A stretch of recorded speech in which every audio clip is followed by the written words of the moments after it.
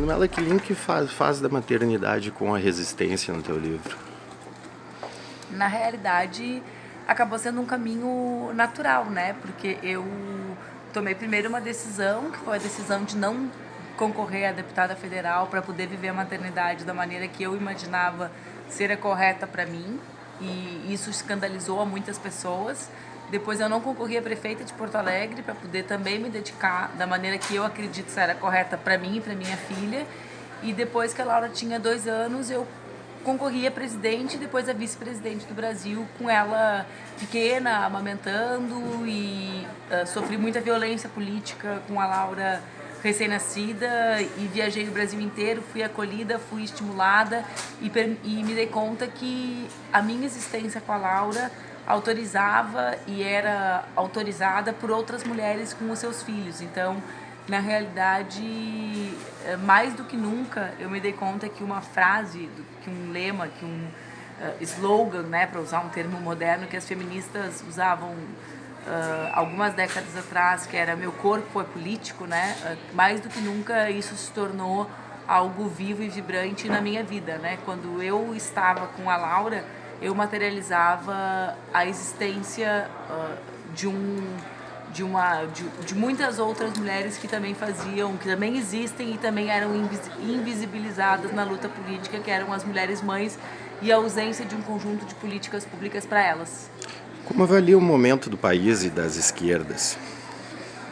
Nós vivemos no Brasil um momento muito difícil, não só para as esquerdas, né? O Brasil vive um momento temos um governo que não aponta saídas econômicas, saídas para a crise econômica que nós vivemos. Nós temos mais de 13 milhões de desempregados, não vemos perspectivas para essas pessoas.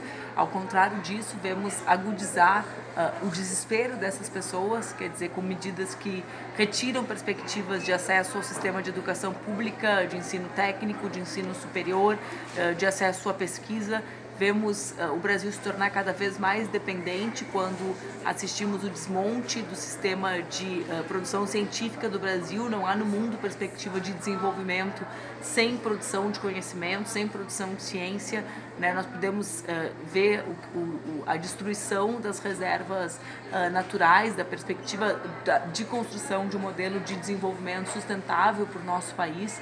Ao mesmo tempo, temos a escalada, né? A construção de um modelo baseado na violência política, ou seja, a escalada de um padrão violento politicamente legitimado, sustentado pelo presidente da República, que não valoriza a democracia como método de mediação de conflitos. Então, acho que nós vivemos um momento muito difícil e eu torço para que nós, brasileiras e brasileiros, de esquerda e não de esquerda, mas que acreditamos na democracia, que acreditamos no Brasil, que acreditamos nas potencialidades do nosso país, que nós nos debrucemos na construção de saídas para a crise econômica e que essas saídas sejam o fortalecimento da democracia e o fim, né, o enterro do surgimento dessas forças que flertam com o fascismo no nosso país. Tiveste o teu nome envolvido agora na Vaza Jato, né? Onde a história te colocará nessa questão, né? A minha história tem início, meio e fim, né? A história celebrará a minha participação como uma pessoa que permitiu que o jornalismo tivesse acesso às informações que alguém tentou me passar como jornalista que eu sou, que eu não quis receber por acreditar que existe um jornalista mais capacitado que eu. E a história está comprovando que a minha decisão foi a correta, que existia um jornalista, o único que vive no Brasil que recebeu um prêmio Pulitzer, com mais capacidade de aferir a veracidade desses documentos do que eu.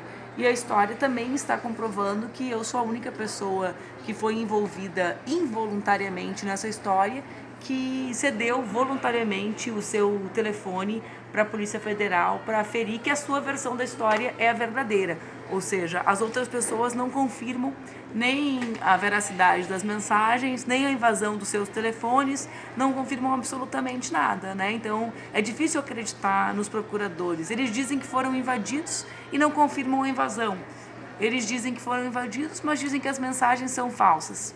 É estranho, né? É difícil acreditar neles. E o futuro da Manuela, político? Eu gosto de viver um dia de cada vez, né? Eu vivo o meu presente intensamente. Então, hoje eu Estou muito feliz lançando a segunda versão do livro Revolução Laura, que ajuda a financiar uma luta muito importante para mim e para o Brasil, que é o combate às redes de ódio e fake news. Eu vivo às vésperas do lançamento do meu segundo livro, que é um livro sobre feminismo, que se chamará Por que Lutamos, um livro sobre amor e liberdade.